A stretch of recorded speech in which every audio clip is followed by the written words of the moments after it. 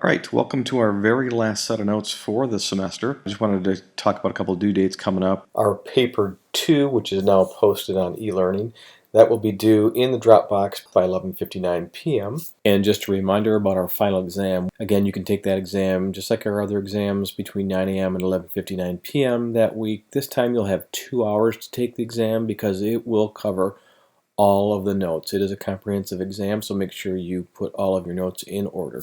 And our discussion is now open. The key on the discussion is you have to answer all the questions and you have to start that thread first. Then you have to go read the other classmates' discussions and respond to at least 2 of them. The key here is if somebody responds to your initial post, you have to reply back. So please read over the discussion requirements on eLearning and email me if you have any questions. So in our last set of notes here, we're going to talk about DBS, or Direct Broadcast Satellite. And this is basically the satellite TV that you might have on your apartment building or your home, the Direct TV and Dish and things like that. But what we want to do first is talk a little bit about where Direct Broadcast Satellite came from, is a little bit of its history and where we're at today. Back about 1945, an author named Arthur C. Clarke, he was the author of the 2001 Space Odyssey, basically wrote about the idea of the satellite industry. He had this vision of placing 3 basically platforms in the orbit around the Earth, right around the equator, and by doing this would allow for worldwide communications being bounced off satellites and back down to the Earth. Now, up until that point, it was never even thought of, envisioned, whatever you want. It was actually a creation by an author, by a science fiction author, that actually came up with the idea.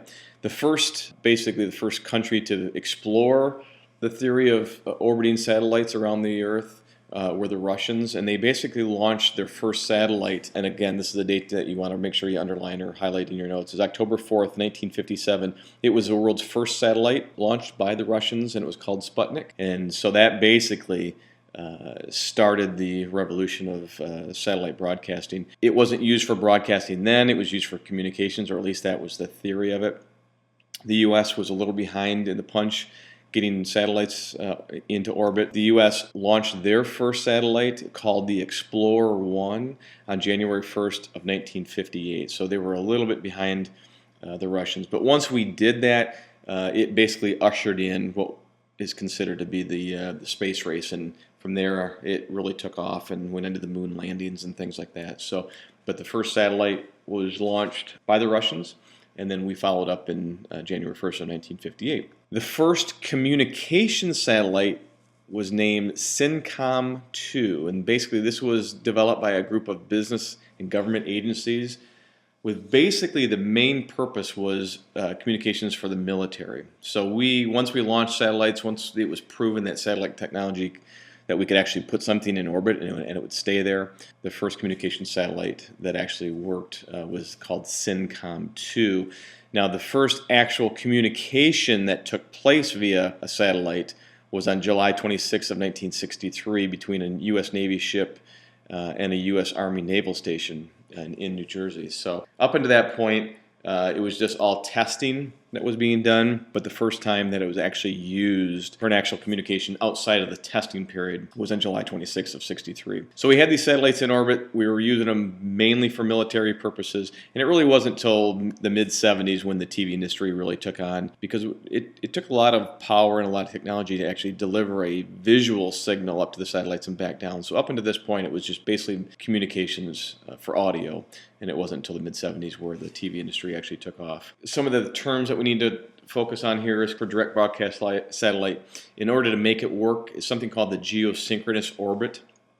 And again, Arthur C. Clarke wrote about this geosynchronous orbit in his books. He basically said geosynchronous orbit is to put something in orbit around the equator and it would stay locked in place. So as the Earth rotated, so would the satellites, and they would kind of stay in place.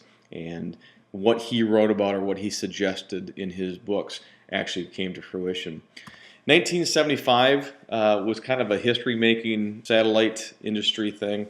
Home box office, HBO, initiated satellite delivery of programming to cable systems with a boxing match that was called The Thriller in Manila, and it was Joe Frazier versus Muhammad Ali. So this 1975 basically earmarks the first time that satellite transmission was being used for the TV industry, and it was the boxing match between these two heavyweight fighters. In 1976, a Stanford professor named Taylor Howard actually was credited for creating the first consumer satellite delivery system in his garage, and it was titled the DTH, Direct-to-Home Satellite Systems. He basically invented this to get satellite television images from the satellite to your house. Up until that point, it was basically just used from the satellite to a TV station and then out through the airwaves or through cable. Up until this point, no one had even imagined that you could actually put a satellite in your yard or on your home to do that.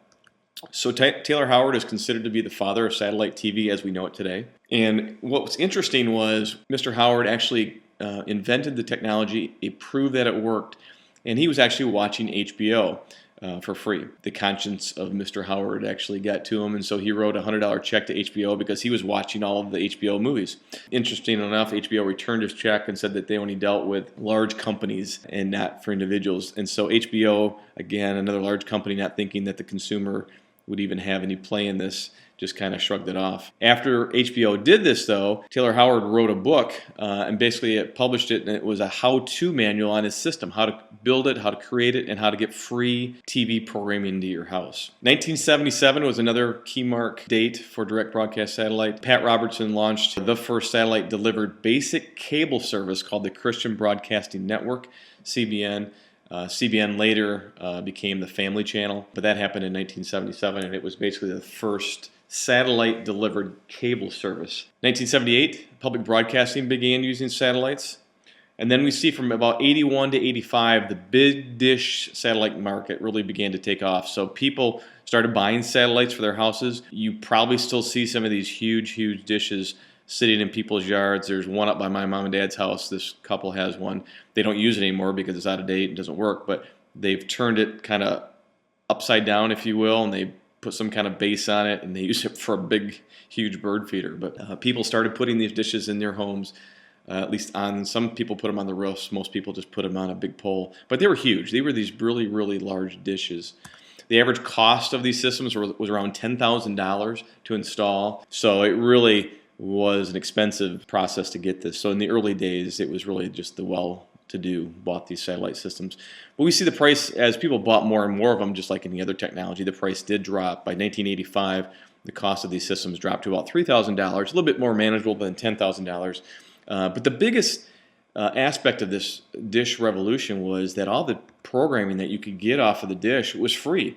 So as you picked up different satellites, and you could tune the satellites that were in your yard, the dishes, you could tune them into different satellites that were orbiting the Earth, and you could pick up different stations. So the more and more TV corporations that use satellites, the more you could get. So in the early days, it was just HBO, and then it became HBO and CBN, and then some other, basically all the major networks were using satellite TV, so you could actually start watching all of it, and it was free. Well, as it took off and gained momentum around the country and around the world, the cable industry basically said, nah, this is not going to work. And so they lobbied the government, the FCC, against direct broadcast satellite. They just said it was not fair, we're losing money. The cable industry was losing money. And so what happened was in 1984, the Congress passed what was called the Cable Act. And basically it allowed the cable systems and anybody delivering satellite television to satellites scramble their signal so that the satellite receiver at your home could no longer receive a signal that you could watch because it was scrambled.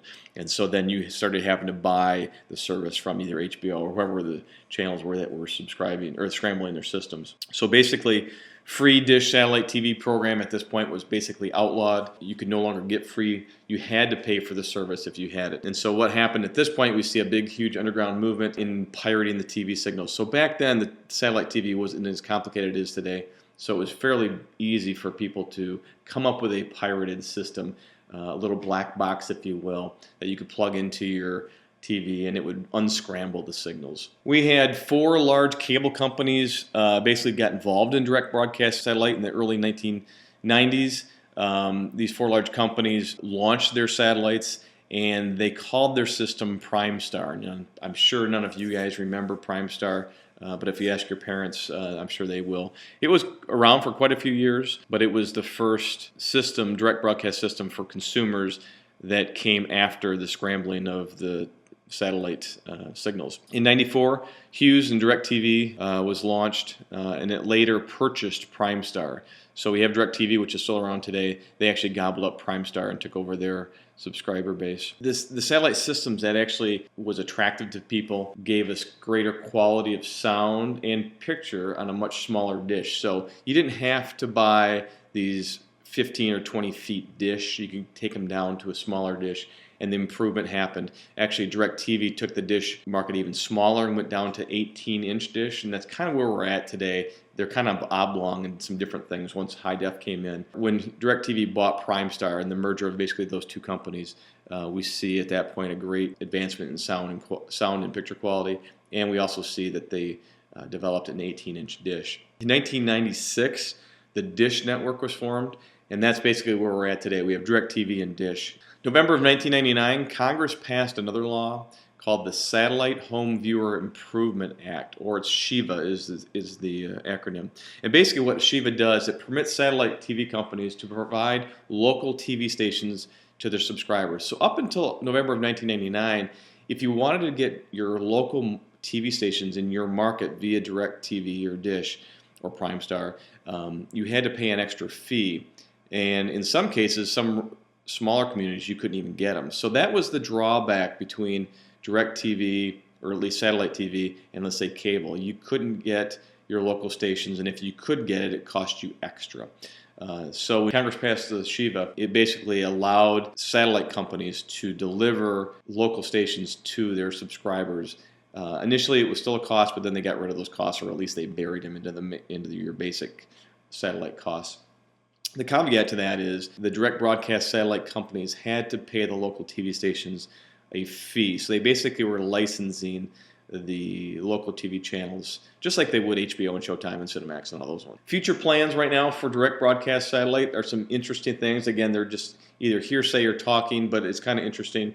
They want to do more music stations. They want to get into the radio business. They're providing some internet services. They want to get into phone services, but again, those two, they need to, at least on the internet side, they need to make them the technology. They need to improve that technology to make it faster. I've heard reports that it's very, very slow. But if you're in a rural area where you can't get cable internet, this is really your only choice. They want to provide satellite signals to cars. Not only provide you with their radio stations, but possibly TV for the back seats, obviously. And they want to provide you with a GPS tracking system so you can log onto their system and get up-to-date traffic information, weather, and that kind of stuff. The other thing that they're trying to develop, or at least talking about developing, is sending a direct broadcast satellite signal to your smartphones. And that's an interesting concept. So instead of hooking up with Verizon or AT&T, maybe you'd hook up with DirecTV, and your phone would be hooked to them. What's interesting about that is your service would be virtually anywhere in the world. You wouldn't have to worry about losing signal because you're getting it from a satellite versus a cell tower. So if that ever came into play, that would be an interesting technology. We have satellite phones today, basically used for the military and the very rich because they're very, very expensive. But if DirecTV or Dish Network could come out with a system where it was fairly affordable, that would be an interesting play in the development of direct broadcast satellite and smartphones. So we'll see what happens with that.